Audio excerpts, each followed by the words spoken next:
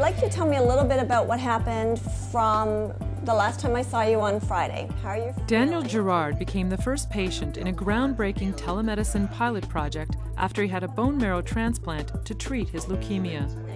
I know we agreed to reduce the prednisone dose from 40 milligrams to 30 milligrams, and I just need to make sure that we're still within range. The complexity after transplant is with managing symptoms. Often they're on a lot of immune suppressing medications and need to be followed closely for their tapering schedule. Typically, patients require 1 or 2 follow-ups a week. And for Daniel, who lives in Cochrane, Ontario, that meant traveling 1,400 kilometers round trip to Toronto.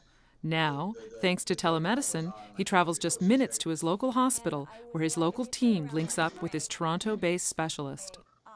Well, the benefits is that I'm at home. I'm comfortable. I don't have to travel, well, it's like an 8-hour drive to go to Toronto or $1,000 for a flight. The convenience is unreal.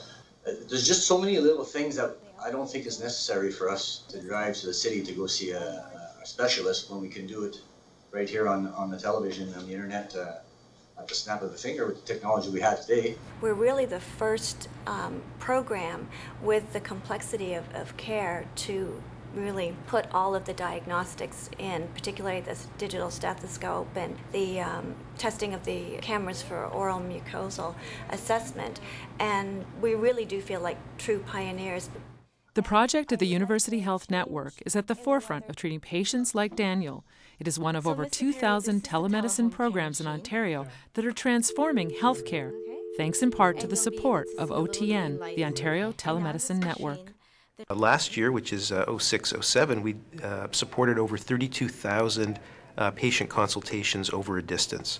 Also nearly 5,000 educational events. So it's a pretty large network, one of the most active telemedicine networks in the world, actually. Good morning, Kingfisher. Hi, how are you today?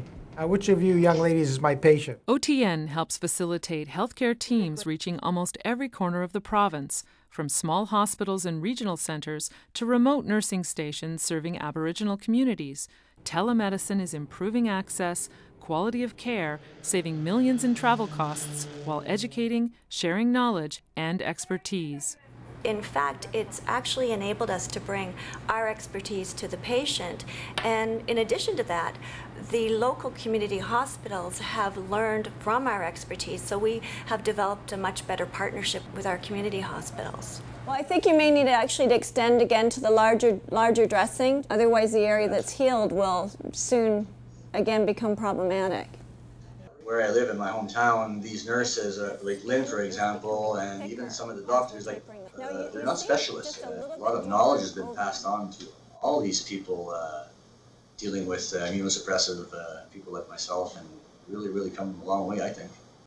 Another advantage of telehealth is our ability to follow patients more closely than we've been able to in the past, and also to provide more timely information to the provider so that they may be alerted of any disturbing trends in the patient's care.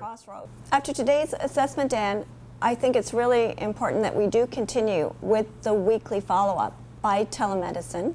The next great step for us is to move right into the patient's home, and that's really where telemedicine is going. Easy-to-use, powerful systems like these allow patients to monitor their blood pressure, respiratory levels, and vitals at home while consulting with a nurse at a distance. Telehome care is a very powerful technology in terms of empowering patients to be able to manage their own illnesses and in reducing health system costs. So if you look at the big issues of today, access to care, quality of care, primary care, wait time strategies, there's a role for telemedicine in virtually every one of those to varying degrees. We need partnerships to make telehealth successful. Without organizations such as OTN and Canada Health Infoway, we wouldn't have the infrastructure, the privacy, and the security that's required to make this an effective and appropriate program for caring for our patients. Telehealth has been a godsend to me. I think it's very important to have this link with my doctor, and Janice has been just the best. But the best thing is really seeing our patients cared for in their home communities.